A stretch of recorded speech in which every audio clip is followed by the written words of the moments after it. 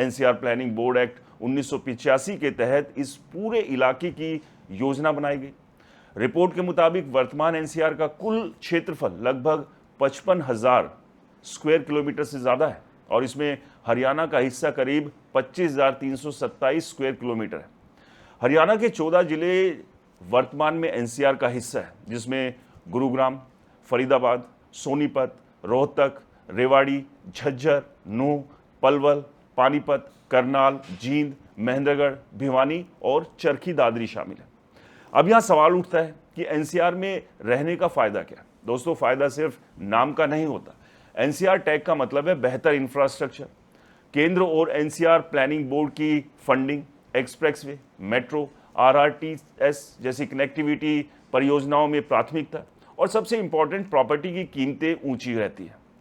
NCR planning board की सालाना रिपोर्टों के अनुसार बोर्ड अब तक सैकड़ों इंफ्रास्ट्रक्चर प्रोजेक्ट्स को हजारों करोड़ रुपए की सहायता दे चुका है। यही वजह है कि कई इन्वेस्टर्स सिर्फ इसलिए ज़मीन खरीदते हैं क्योंकि इन इलाकों के साथ एनसीआर का नाम जुड़ा होता है। लेकिन अब कहानी में बड़ा ट्विस्ट आ गया।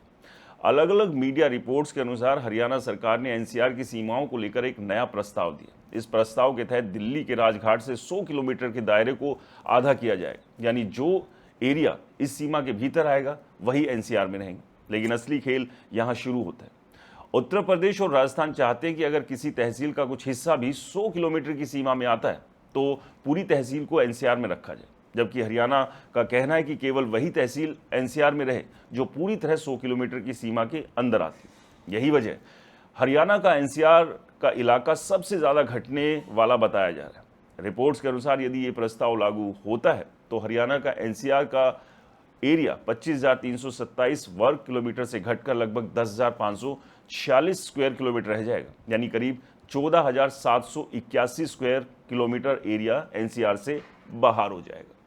प्रतिशत में देखें तो लगभग 59% कटौती। सोचिए, आधे से ज़्यादा इलाका एक झटके में एनसीआर से बाहर।